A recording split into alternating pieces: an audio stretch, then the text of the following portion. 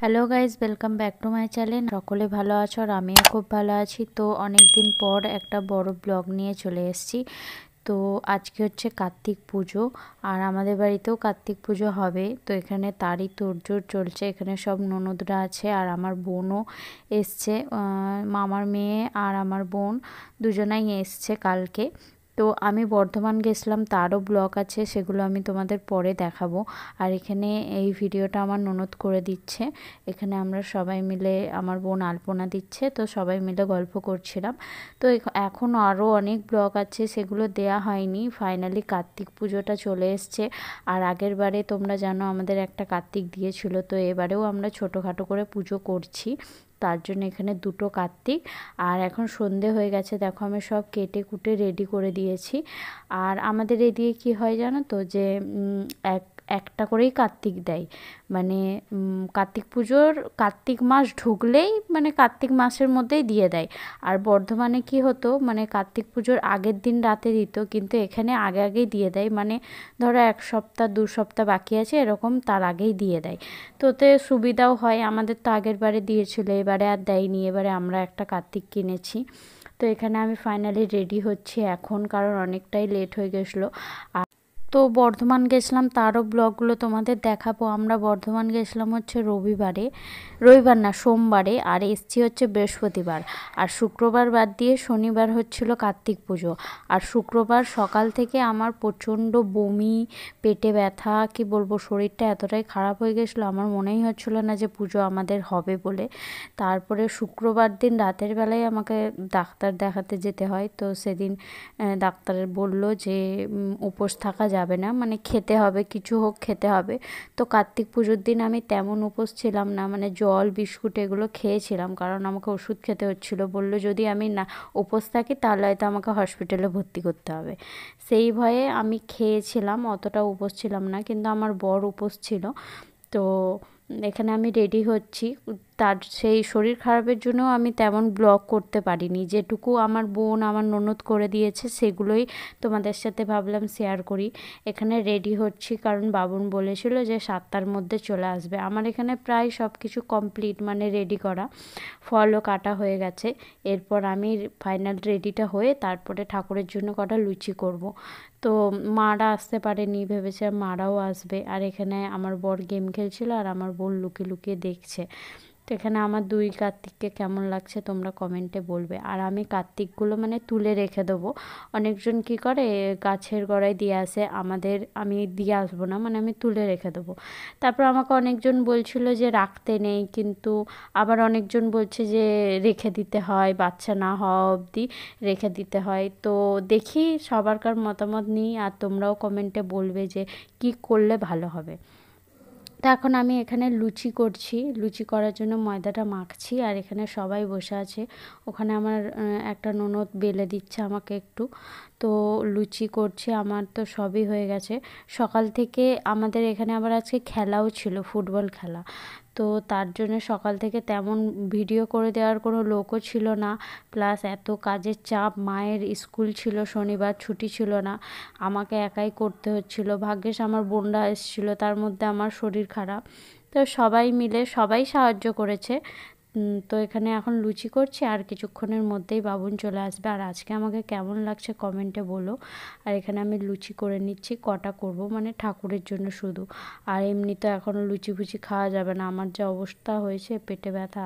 এখানে আমি দেখো উপরে চলে এসেছি, আর পঞ্চপ্রদীপের মধ্যে তেল দিয়ে সব মানে রেডি করে রাখছি, যাতে বাবুন এলে তাড়াতাড়ি করে সব কিছু করতে পারে। তার জন্য আমি সব রেডি করে রাখছি। তারার মধ্যে পুজোটা হচ্ছে আমাদের, মানে খুবই তাড়া, মানে এত কিছু পড়ে গেছে এক সময়ে, কি বলবো। এত তাড়ার মধ্যে হচ্ছে তোমাদের বলে বোঝাতে পারবো না। সবাই জানো যে মঙ্গলবার দিন একটা পরীক্ষা ছিল আমার বরের, তারও ব্লগ আসবে, তোমাদের সাথে শেয়ার করব। আমি বর্ধমান গেছিলাম, তারও ব্লগ আসবে। এইটা ছাড়ার পরই ওটা আসবে। তারপরে ওখান থেকে আসতে লেট হয়ে গেছে। আসার কথা ছিল আমাদের বুধবার, কিন্তু আমরা এসেছি বৃহস্পতিবারে। তারপরের শুক্রবারে আমার মা মানে শ্বশুর শাশুড়ি ছিল না, তার মধ্যে আমার প্রচণ্ড শরীর খারাপ হয়ে গেছিলো। তো খুব তাড়াতাড়ির মধ্যেই পুজোটা হচ্ছে, আমি তো ভেবেছিলাম হবেই না, তারপরে ফাইনালি হচ্ছে। মানে ছোটোখাটোর মধ্যেই করতাম, কিন্তু এতটাই শরীরটা খারাপ হয়ে গেছিলো ভাবছিলাম যে হবে না। তো তারপরেও হচ্ছে পুজোটা, বেশ ভালোও লাগছে। তো এখানে সব কিছু রেডি করছি আর সবাই প্রায় আসছে, আমার ননদরা এসছে, সবাই বসে আছে। তো একটু পরেই বাবুন চলে আসবে, বাবুনকে ফোন করেছিলাম, একটু পরেই বলবে চলে আসবে। তো দেখো সব এখন ঢাকা দিয়ে রেখেছি, কারণ খোলা রাখাটা তো ঠিক না। এখানে মা বসে আছে, তো আমার শাশুড়ি মা বসে আছে। তো এখন বাবুন চলে এসছে, দেখো বাবুন চলে এসছে, হাতে হাতে সব কিছু দিচ্ছি বাবুনের। তারপরে এরপরও পুজো স্টার্ট হবে। এখানে আমি চিড়ে বাতাসা এগুলো সব বার করিনি, দিয়ে বাবুন এসে বললো ওগুলোও বার করো। আমি ভেবেছিলাম হয়তো পরের দিন সেই চিড়ে মাখা কি হয়, চিড়ে প্রসাদ হয়, কিন্তু বাবুন বললো যে না, একদিনেই করে দেবো পুজো, কারণ তোমরা তো ঠাকুর তুলে রাখবে, আর 3 দিনের মাথায় মানে 3 দিন রেখে 3 দিনের পর কার্তিকগুলোকে ওপরে ঠাকুর ঘরে তুলে দেবে। তো এখানে আমরা দুয়ারের ঘরটা বসাতে যাচ্ছি। আমাদের এই শ্বশুরবাড়িতে দেখি পুকুরে জল তুলতে কই যায় না। আর আমাদের বর্ধমানে কি হতো, মানে বর্ধমানে যে কটা পুজো দেখেছি পুকুরে সে জল আনতে যাই, বেশ ভালো লাগে, কিন্তু এখানে এটা হয় না। এখানে গঙ্গা জল দিয়ে ওই ঘট বসিয়ে দেয়। এখানে আমরা আমার বর দুজন মিলে ঘরটা বসিয়ে দিলাম।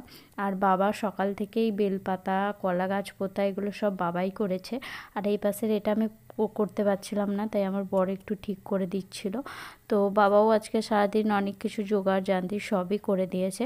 বাজারও আমাদের যাওয়ার কথা ছিল, কিন্তু আমরা যেতে পারিনি আমার শরীর খারাপের জন্য। বাবা মাই গেছিলো বাজার, সকালবেলায় কার্তিককে নিয়ে এসছে, বাবা মাই নিয়ে এসছে। আর এখানে দেখো আমাদের দুয়ারে কলা গাছ লাগিয়ে একটু পুজো পুজো কত সুন্দর লাগে না, পুজো পুজো আলপনাও দিতে পারিনি, মানে কি বলবো। এখানে সবাই দেখো চলে এসছে, পুজো স্টার্ট হয়ে গেছে, এরপর পুজো হবে, পুজো হয়ে যাক তারপর আবার তোমাদের সাথে দেখা হবে।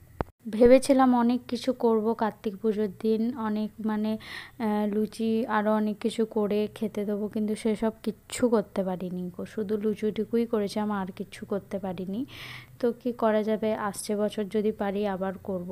হঠাৎ করে শরীরটা প্রচুর খারাপ হয়ে গেছিলো, কারণ আমি জানি কেন খারাপ হয়েছিল, বর্ধমান থেকে এসে অনেক উল্টো পাল্টা খাওয়া হয়ে গেছিলো, সত্যি কথা বলতে, তার জন্যে আমার শরীরটা খারাপ হয়ে গেছিলো, পেট গন্ডগোল হয়ে গেছিলো, বমি হচ্ছিল। তো এখানে বাবুন আমাদের বলে দিচ্ছিল কি কি করতে হবে, সেই অনুযায়ী আমরা বলছিলাম মন্ত্র। তো এখানে পুজো স্টার্ট হয়ে গেছে, খুব ভালো করেই পুজোটা করেছিল, বেশ ভালো লাগছিল। তো এখানে পুজো হোক আর তারপরে তোমাদের সাথে দেখা হবে পুজো হয়ে যাওয়ার পর। জন্যই দেখো লাল লাল পড়েছি, কেমন লাগছে কমেন্টে বলবে।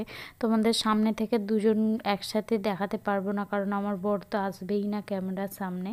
তো পেছন দিয়েই দেখো কেমন লাগছে বলো, দুজনে লাল লাল পরেছি, আমার তো বেশ ভালোই লাগছিল। আমার আবার খুব ম্যাচিং করে পরতে খুবই ভাল লাগে, কিন্তু ওর আবার ওইসব ভাল লাগে না। আমি ওকে জোর করে পরাই, তাই ও পরে, না হলে তাও রেগে যাই মাঝের মধ্যে।